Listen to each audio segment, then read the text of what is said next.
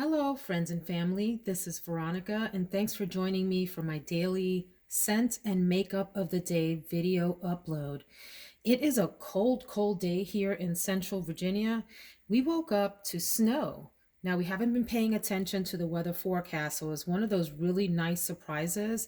We woke up and it was really super quiet outside. We live on a quiet street, so it's normally kind of quiet, but it was that extra sort of pillowy, soft quiet that made you wonder, has it snowed? And in fact, it did. And it was so pretty because it's really the first genuine snow of the season. We got a little sprinkle of snow back in November, but it didn't stick. So it's really nice. Anyhow, I'm wanting something today that is great for a cold day and has some oomph to it. And I am going with L'Autre Oud from Maison Lancome. Now, let me be honest and say that I had to look up how to pronounce L'Autre. I don't speak French. I speak Spanish mostly as a second language, but I looked it up because I wanted to be sure I had it right. I have to tell you all. So you know I'm obsessed with the Maison Lancome line, and I have a bunch of them back there. But of all of them, this is my favorite. This is an absolute masterpiece, a gem of a fragrance. I looked up reviews and looked up reviews before I sprung for it because it's not an inexpensive purchase. It's a bit of an investment. And the reviews were just through the roof. Through the roof. I do love a good oud fragrance. The part of this that made me a little bit nervous is that it does have some rose, and I'm funny about rose fragrances. I don't like them screechy. I don't like them too sort of rose forward, like Portrait of a Lady. I'm not a fan. I know it's a hit in the fragrance community. I'm not a fan. I like a rose that's a little bit more subdued, that's part of the entire symphony of notes rather than the star of the show. And I am really happy to say that this particular fragrance does the oud and the rose thing to absolute perfection. This is not a fragrance for everyone. If you like fruity scents, if you like light florals, if you like super feminine scents, I would advise staying away from this. This is a truly unisex scent. It leans, in my opinion, neither too feminine or too masculine, right in the middle. And I would describe it as if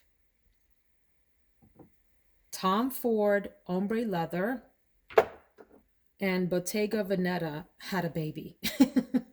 And they sprinkled then some rose petals sort of over the top very lightly as like a dusting on the mixture of those two scents. So let me tell you how the perfumer describes this: opulent, rare, and mysterious. This is an allegory of the mythical tree located between shadow and light, strength and tenderness, freshness and sensuality. I love that last piece, freshness and sensuality, because I think that's right. There is something light and fresh about this. At the same time, at the same time, is also deep, rich, opulent, and sensual. And that's an interesting sort of juxtaposition of the two. And it works so well in here. Beautiful blend. It starts off with spicy notes of saffron, cypriol, I think is how you say that, from India, labdanum absolute, and aromatic clary sage. The heart consists of Turkish and Bulgarian rose absolute, and then it has a rich, powerful woody base made of wood, green and wet patchouli, vetiver, amorous wood, moss, balm, and myrrh absolute. That myrrh note is so beautiful in there. When I first sprayed this, when I got it, it sort of took my breath away. I had to step away from for a minute. I thought maybe it would be a bit too much for me. I really did. It's sort of like and I say this about the entire Maison Lancome line. They can be really potent blends. So you want to be careful how much you spray. Maybe a spray or two of this will take you through the entire day. So anyway, I sprayed it, I walked away, I came back to it. It's beautiful upon initial spray, and as it starts to dry down, it develops into this even more gorgeous, deep, mysterious, earthy, woody, sensual, slightly rose scent. It is absolutely beautiful. I can't stop sniffing my arm when I'm wearing it. And here's what's really impressed me. I sprayed this on like a little blotter card and left that blotter card on my desk. Walked away, forgot about it. I came back a week later, you guys, one full week later, and noticed that the card was still there. Sniffed it, and it smelled just as beautiful as when I first sprayed it. Absolutely mysterious, alluring scent. I love this. I love this. I think it's going to end up in like my top 10 fragrances, and will deserve that place. Absolutely beautiful. Can't stop sniffing myself. Rave, rave, rave about it. I give it on a scale of 1 to 10, at least a 100. Let's go see what the makeup of the day is going to be. Oops, before we go look at the makeup of the day, I forgot to show you what the bottle looks like. If you're not familiar with the Maison Lancome line, these bottles are heavy and luxe,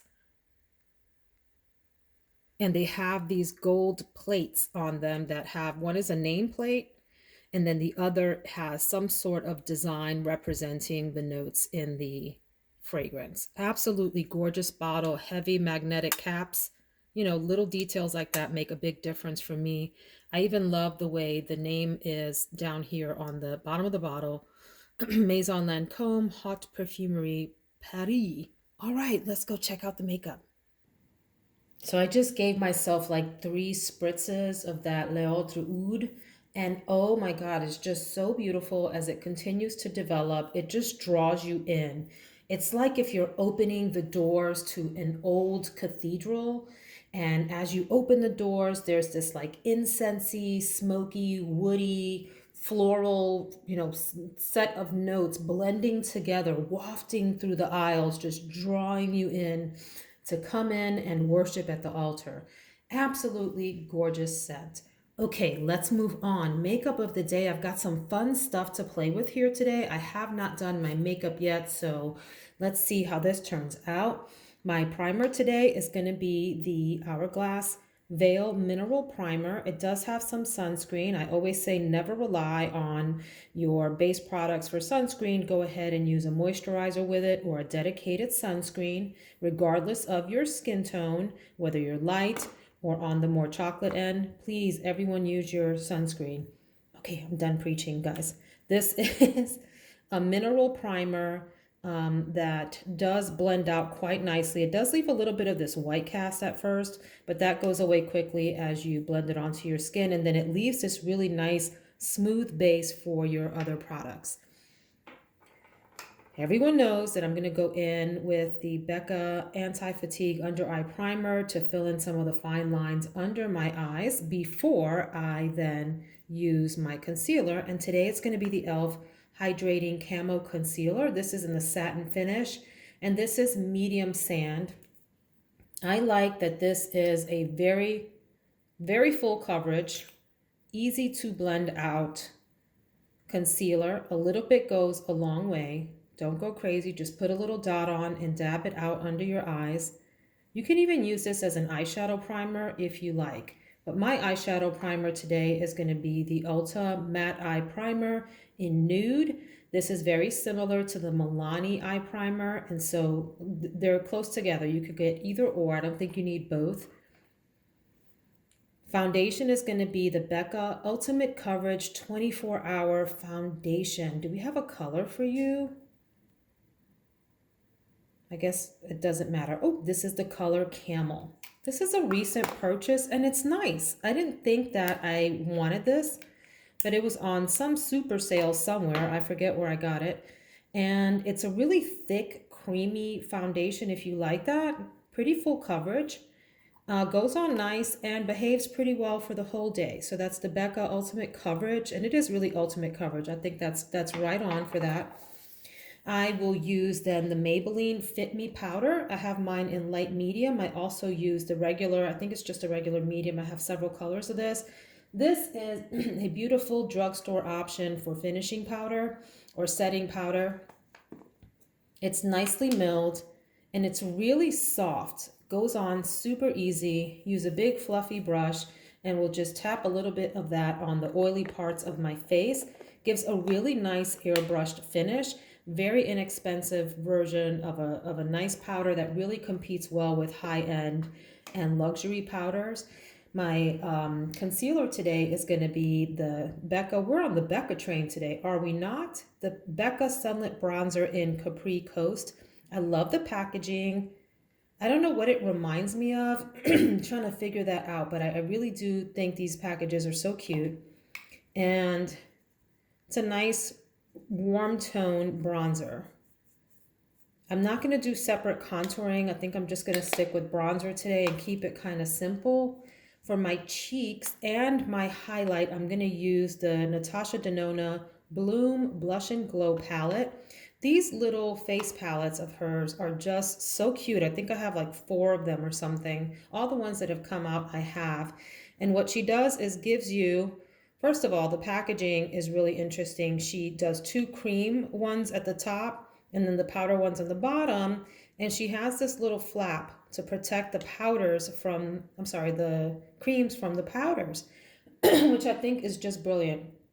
So this is the blush color. You can use any of these products however you want, but the way she markets this is that this is the blush color.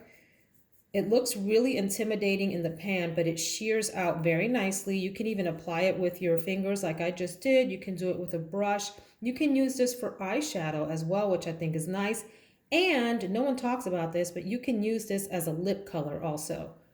Then there's the Glow Cream Base, which you can put down first and then put the blush over that, and it amps up the sort of like backlights, if you will, the blush.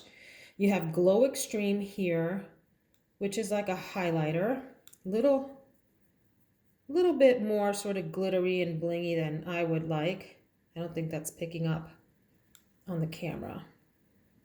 But it is nice if you like just a little touch of that. And then you have a Duo Glow powder here, which is a little creamier. Really nice, and you can use that as a highlighter. You can apply that over your blush if you want a little bit extra oomph on your cheek. Kind of gives that NARS orgasm effect where it has like the little bit of shimmer in it. That's going to be my cheek, and I'm going to use some of that to do a little tiny bit of highlighting today. Oh, I forgot to mention this little gem here. If you're not familiar with this, you should be. The Pat McGrath. It's an under eye Skin Fetish Sublime Perfection Blurring Under Eye Powder. You can really use this as an all over face powder. You know, some of these products are marketed for just one purpose, but guys, you can use your makeup products however you want in any portion of your face that you would like for whatever purpose. This is so finely milled. Just touching it is an experience because it's so super soft. But I will apply that right under my eyes just a little bit to help set the concealer. You can also just use this as your face powder and go into your T-zone with that. It does a really nice job of exactly what it says. It helps to blur any sort of effects from your pores and so forth, and set any liquid products down quite nicely. I will then, for my eyes today, hang on, I gotta clean my hands off. Okay, we're back with clean hands. All that powder was starting to drive me crazy, and I didn't want to muck up the packaging for this gorgeous girl. This is the Pat McGrath Mothership Subliminal Platinum Bronze Palette. Now, I have all of the Mothership palettes from Pat McGrath, and I have several of these 6-pan smaller palettes. I don't have any of her quads. I don't really feel like I need them or want them. Who knows, maybe in the future I'll spring for some of that, but I am a little bit of a collector. I think there's a term for it. I think it's called like a completionist. Does anyone know what I'm talking about? Where you want the entire set. So I did want all of the Mothership palettes. I don't feel the same way about the 6-pans. I only purchased a few that I thought I would really like, and I haven't really messed with the quads at all. I haven't even like tried them at Sephora, you know, back when you could try them. Just don't have any interest. Anyway, these are the 6-pan, what the 6-pan palettes look like. And this one especially I love. Love it, love it, love it. It has these school these cool toned shades in here that are super easy to work with. Let me swatch a few for you. And what I love about these is that even though these are shades that have some sheen and shimmer to them, you can really use them. They're so smooth, you can use them all over your eyes for any kind of like base or whatever, even put them in your crease. Like, so I might do my eyelid with a little bit of that, maybe the inner corner. I might use something like this on the very sort of outer V part to deepen it up. And I may use this, what are you called? Telepathic taupe. Look at that. I love this color. I may use that in the crease. Do you see that? And just have a nice taupey, smoky look that's cool toned. And then use this one deep velvet matte shade as the liner. You know, take a small smudge brush and let me show you what I mean.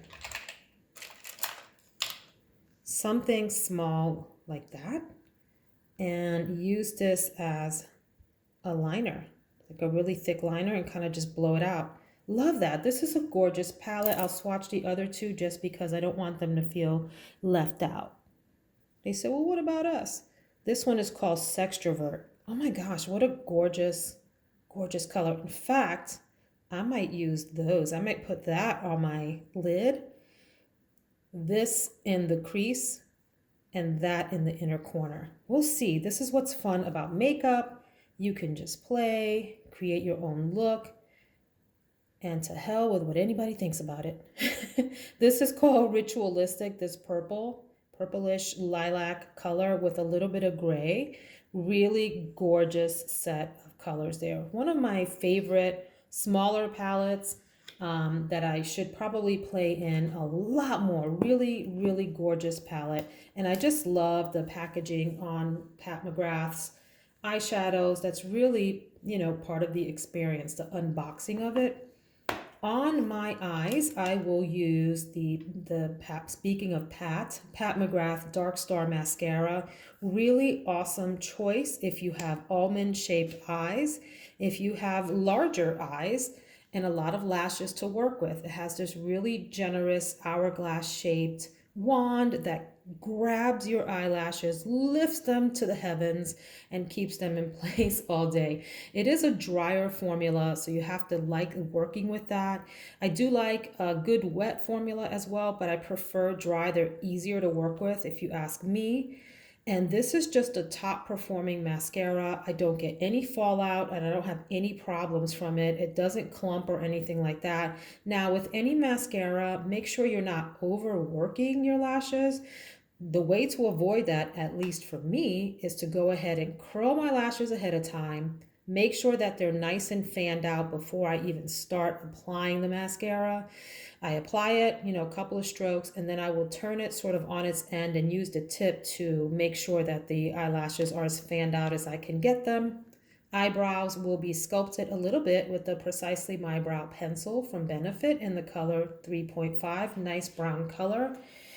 On my lips, I'm going to go with some fun products. This is 1993 24/7 Glide On Lip Pencil by Urban Decay in the color 1993. Where were you in 1993? I was graduating from high school and heading to college in 1993, and I have fond memories of wearing brown lips like this. Who remembers that whole like brown lip phase look?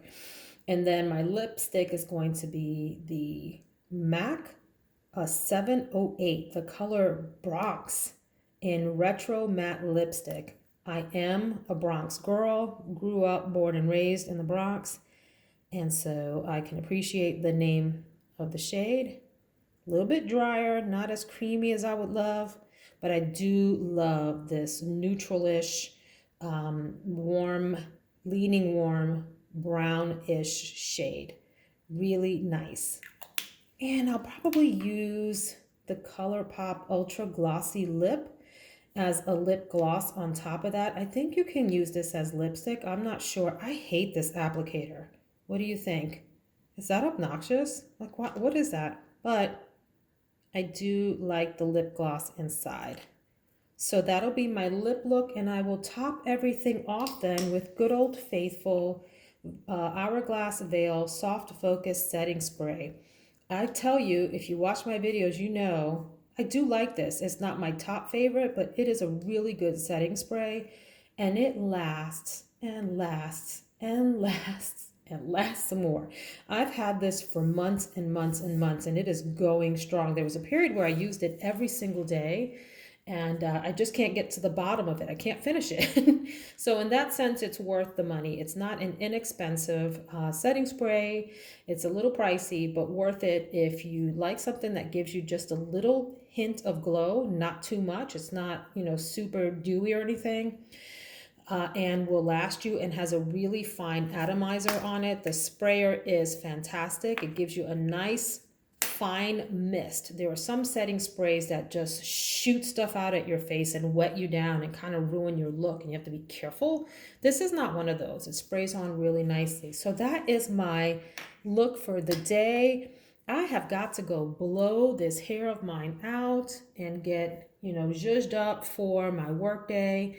I hope that you have a fabulous one and that your day is blessed and productive. And I hope to see you in the next video. Hit that subscribe button if you would like to see more content like this. Have a good one. Take care.